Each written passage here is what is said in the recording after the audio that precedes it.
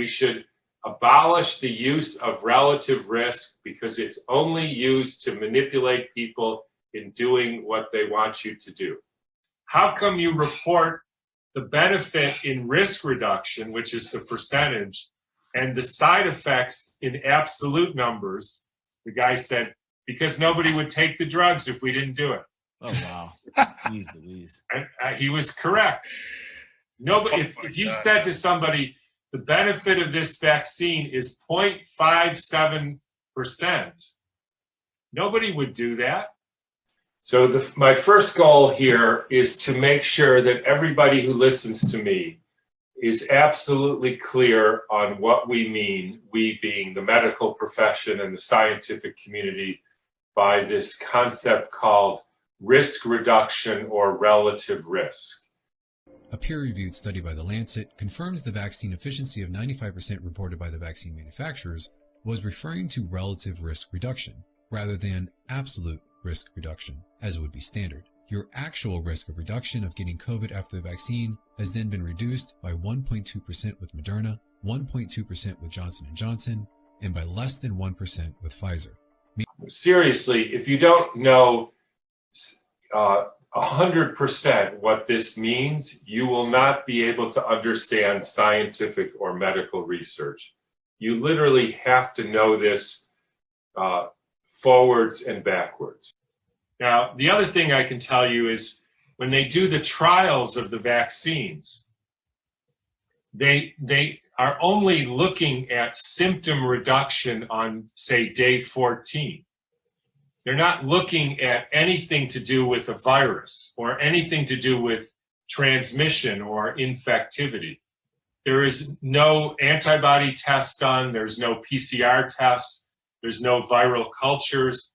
There's no attempt to assess transmission. So these are not actually vaccines. When you think of a vaccine, you think, I'm giving a measles vaccine, even though measles has been ruled by the German court to not even exist, but let's say it does, just for sake. I'm giving this vaccine so you become immune to the virus, and so you don't pass the virus to other people. But Moderna and Pfizer freely admits that they're not studying either one of those. They're only studying reduction of symptoms. Now, here's where it gets interesting, because they say they're 94.5% efficient. Does anybody know where they got that number from? No, I can't speak to it well, so I'd love for you to. Here's how. Everybody needs to know this. Let's do a simpler example. You guys can all try to answer it. Again, properly done trial, drug X for heart attacks, right? I do 10 people, I give them the drug, 10 people, I give them placebo. The end of a year, 2 people who didn't take the drug have a heart attack. 1 person who did take the drug has a heart attack. 1 out of 10 in the drug, 2 out of 10 in the placebo. What is the benefit of the drug? Joe, it's your turn. Pretty minimal. No, it's 10%. It right? should be 10%, but would they compare the 1 to the 2? Yes, they say it's 33% because the total is 3 and 2 of 3 is 66 and 1 of 3 is 33. Now, what if it was, what if you did 1 million people? 1 million people you gave the drug, 1 million people you didn't. At the end of the year, 1 person in the drug had a heart attack and 2 people in the placebo had a heart attack. What's the benefit? 33. 33%. Yeah. Even though a normal human being would say it's 0.0001% benefit. Right. So when they do a Moderna trial, they do 15,000 in the vaccine, 15,000 in the placebo. 90 in the placebo get symptoms of cold, flu, muscle aches, which they say that must be COVID. Now, only 5 in the vaccine got those symptoms on day 14. And so that's a difference of 0.6% versus 0.03%, which is 0.57% improvement. But they say 94.5 because 90 plus 5, and 90 is 94% of 95. Now, here's where it gets really interesting. In the side effect part of it, there was approximately 400 people in the vaccine who got the same symptoms, fever, chills, myalgias, etc. So 400 of the vaccine and basically none of the placebo. So that was about 2% of the vaccine got a side effect. The same side effects as they're calling COVID, right? And so what's the benefit? 2%. So in the positive one, they do it by the risk reduction. In the side effect, they do absolute numbers. Wow. And they say 2%, that's nothing. But if you think about what happened, if you got the vaccine, you were 4 times as likely to be sick in those 14 days as if you didn't get the vaccine. That's the facts, because it's 90 versus 400. That's a 400% increase in symptoms. And that's the only thing they measured. They didn't measure whether it would make you immune. They didn't measure whether it would transmit. Now, I can even tell you there's very interesting ways of making people have less symptoms at day 14. So, for instance, you could put steroids in the vaccine, and then you'll have less symptoms at day 14. I don't know if they did that, but they could. Here's another way they could make less symptoms at day 14. You know, typically if you stimulate somebody to have a cold or a flu type symptoms, right? As soon as they're done and it takes a week, most people don't do that again, right? If you get a cold or a flu-like symptoms, you usually get over it in a week and then you're better after that. So you could stimulate these symptoms in the first week in people with a vaccine, and then you can guess that they probably won't get sick in the next week, and then it looks like the vaccine worked. This is scientific fraud. And they do this with every trial. If you look at statin drugs for heart attacks, they say it reduces the risk by 57%. Now think about that. If it was an actual number, that would mean 57 out of 100 people who didn't take the drug got a heart attack, and none who took the drug got a heart attack. And the problem is 50%, 7%, or 94.5% don't get anything. You're never going to have a 30% reduction because nobody gets 30% of rheumatoid arthritis.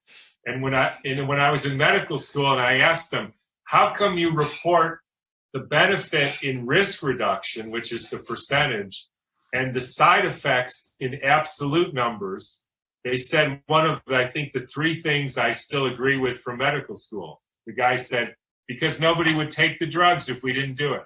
Oh, wow. Jeez Louise. And he was correct. Nobody, if you said to somebody, the benefit of this vaccine is 0.57%, nobody would do that.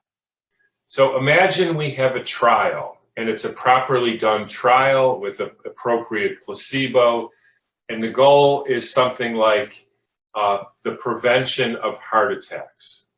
So we have a medicine, a drug, and we want to test whether it prevents heart attacks.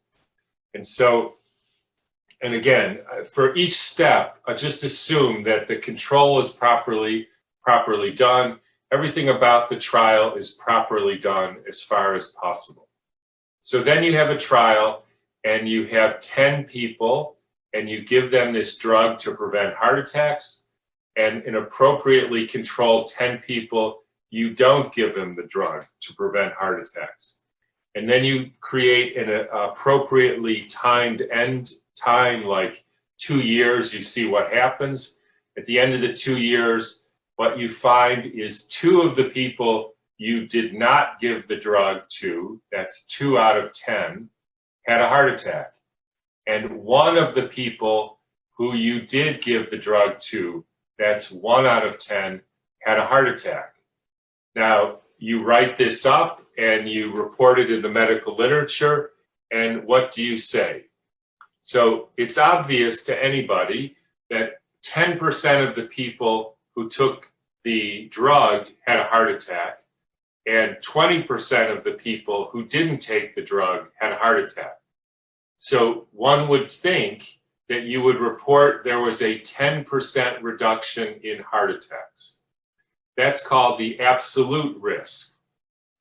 Now, believe it or not, and I know this will be hard for people to believe, but I would say the overwhelming majority, including all the vaccine trials and all the statin trials and all the antidepressant drug trials, and literally almost all medical drug trials, are not reported as absolute reduction.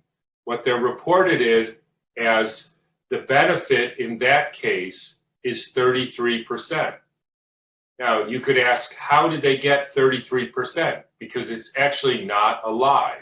The answer is 1, that's the number of people in the drug part, plus 2, that's the number of people in the controls, got a heart attack. So 3 people total got heart attacks. 2 of them were in the placebo, 1 in the drug trial. So 66% minus 33% is 33%. So that is the relative risk. That is the risk reduction, 33%. And that is how the number is reported. Now imagine you did the same trial, but you did it with 100 people in each. So the difference would be 1% of the drugs and 2% of the controls. And that would be a reduction of 1%. Except it would still be reported as a 33% reduction, because 1 plus 2 is 3, and 2 is 66% of 3, and 1 is 33%. Therefore, that is a risk reduction of 33%. Now, here my math is going to be a little challenged, but imagine you did it with 1 million people in each arm. So 1 out of 1 million people who took the drug had a heart attack, and 2 out of the 1 million people who didn't take the drug had a heart attack. What is the absolute risk reduction in heart attacks?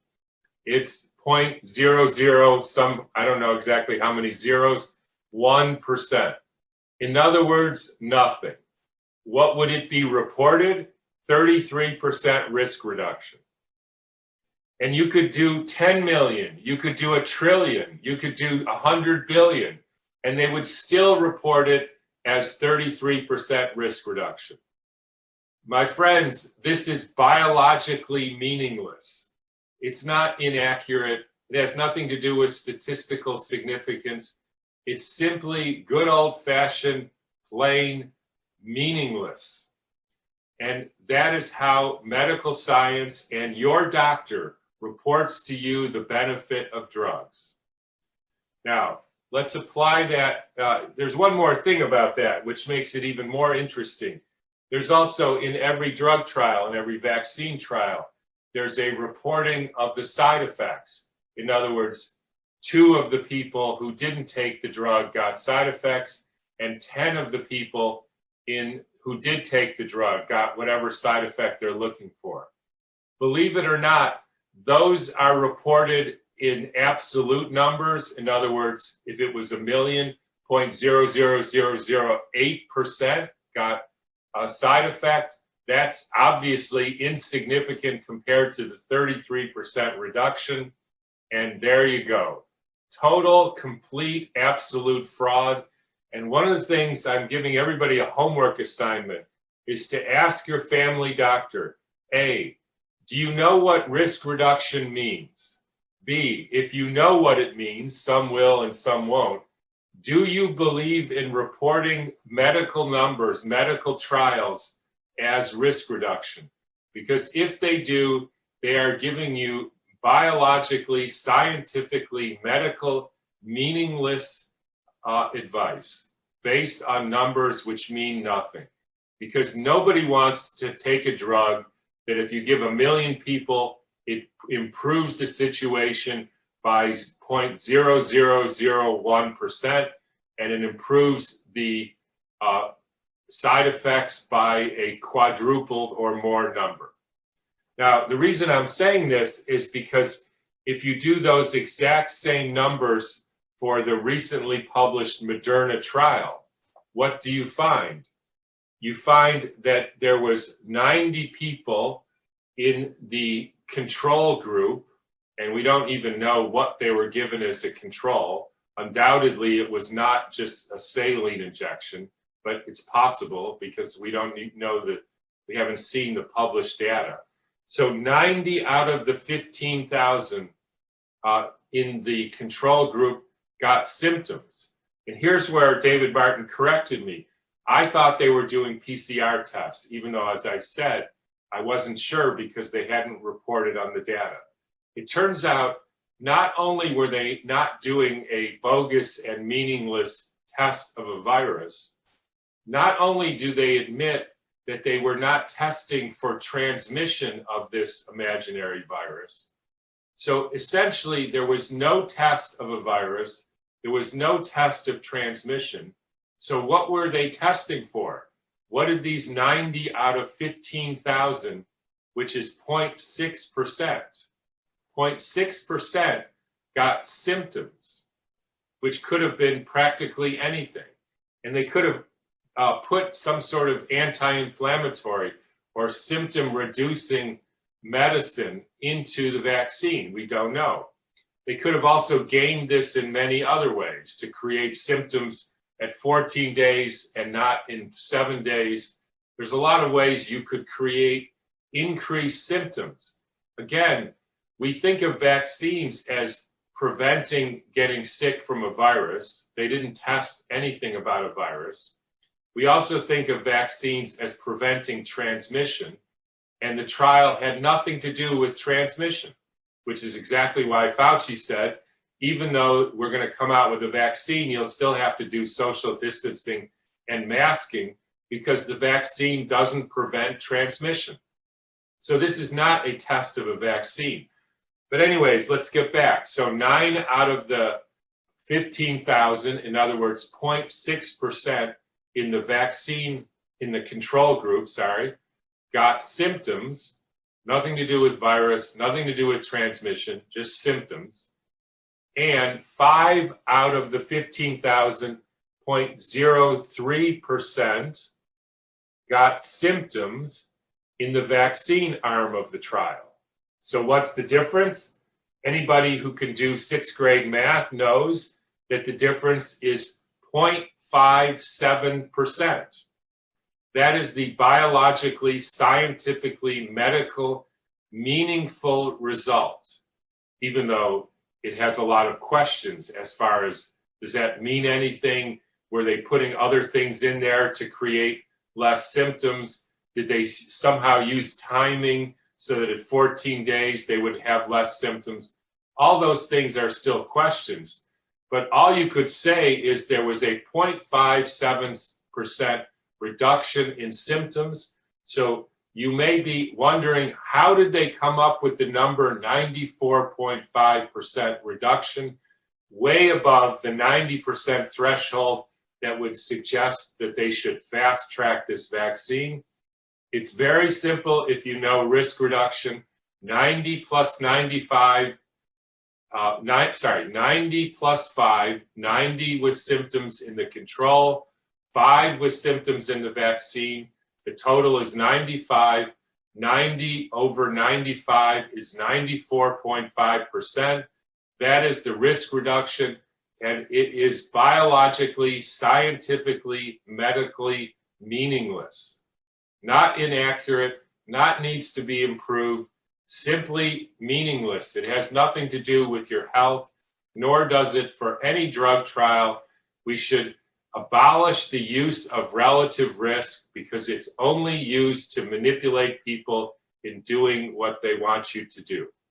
Pfizer reported that its vaccine shows a 95% efficacy. That sounds like it protects you 95% of the time, right? But that's not actually what that number means. That 95% refers to the relative risk reduction, but it doesn't tell you how much your overall risk is reduced by vaccination. For that, we need absolute risk reduction. In the Pfizer trial, 8 out of 18,198 people who were given the vaccine developed COVID-19. In the unvaccinated placebo group, 162 people got it, which means that even without the vaccine, the risk of contracting COVID-19 was extremely low at 0.88%, which the vaccine then reduced to 0.04%. So the net benefit, or the absolute risk reduction that you're being offered with a Pfizer vaccine is 0.84%. That 95% number, that refers to the relative difference between 0.88 and 0.04%. That's what they call 95% relative risk reduction.